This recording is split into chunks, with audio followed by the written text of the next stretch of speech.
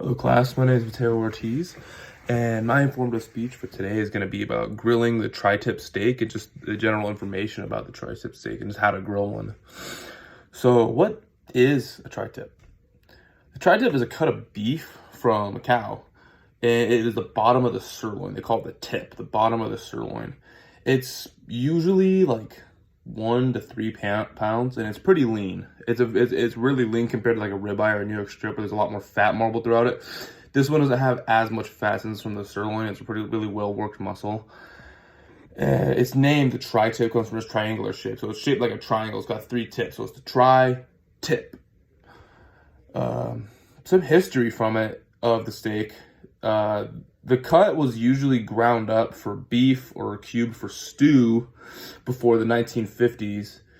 And it wasn't used as much because there's only 2 tri-tips per cow, so they couldn't really sell it once they got 1 cow. They can cut up so many rib steaks and whatever. They only had 2 tri-tips, however.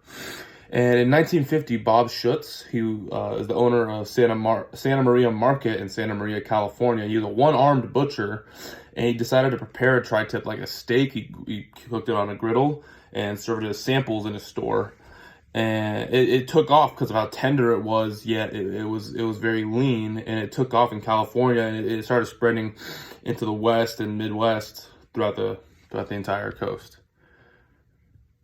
It's typically cooked. It can be ground into hamburger meat and stew meat, like I stated, but it's typically cooked, like grilled or smoked as a steak. How you prepare it is, if you're going to grill it, of course, you first have to pat it dry so there's not as much excess moisture. Then you have to apply a binder. The binder, it's a sauce that you put over the entire steak before you season it, because it holds the seasoning on there. It doesn't fall off as much when you're flipping it while grilling, because it really sticks on there. Mustard is most commonly used, but pretty much any sauce can be used. Some people like hot sauce, sriracha. Some even put like Chick-fil-A sauce or mayonnaise. It's just personal preference. Then after you rub it down in your binder, you season it with a seasoning or rub of choice. I personally prefer using a blend of salt, pepper, and garlic, but any rub or seasoning works. There are different types of rubs you can use, which differ from seasoning because they have a little bit of sugar in there, and they're usually more smoky flavored, versus a seasoning is more just like a pure salt and pepper and whatnot. Then after you rub it all down and you season it, just let it get to room temperature. What this does is it allows more of an even cook throughout the steak. So when you let it sit down to room temperature, which you're supposed to do when you're cooking a steak, it eliminates different hot and cold zones on the steak, which would make it be more done and less done in certain parts, which is obviously going to come from it being it's a piece of meat where it's thicker in the middle and thinner on the edges, so the more you go in, it'll get more rare. But just patting it dry, make sure it's not as bad. If you're going to use a propane grill to grill it, what you're going to do first is you're going to turn on the propane grill and let it heat up to 500 degrees. This takes probably 10-15 minutes with any propane grill. Then you're going to put the prepared steak, we already have the binder on it and the seasoning, on the grill, and you're going to flip it after grill marks appear. So you're going to just flip it back and forth throughout until it has an internal temperature of 130 degrees. You don't usually need to put a thermometer in. You can just touch it and sort of feel it. It just takes a little bit of practice. And that's a medium rare. After that, you're going to take it off the grill, let it rest for 15 minutes before you serve.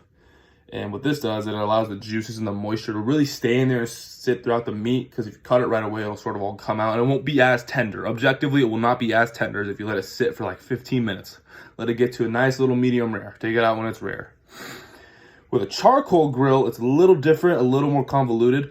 What you're going to do is you're going to heat the coals up in a charcoal chimney. So you get a charcoal chimney. It's a big metal thing. You put the charcoals in there, the lump charcoal, let newspaper underneath or anything that can light for a while. And you let them heat up in there, and they get to like a gray, almost whitish color. After this, you take off one of the griddles with a charcoal grill, dump them in there, and sort of let it heat up. Let it heat up the griddle until it gets to it won't get as hot as a propane grill, but it'll get to about 300-400. When you do this, so when you dump it in, there's going to be some scatter on the right side and some a little bit scatter on the left, depending on how you dump it. And this is going to create a hot zone. What you're going to do is you're going to get the prepared steak, put it on the hot zone where there's a higher concentration of the charcoals. And this is going to be way hotter. It's going to give it more of a sear on each side. So you're going to sear it.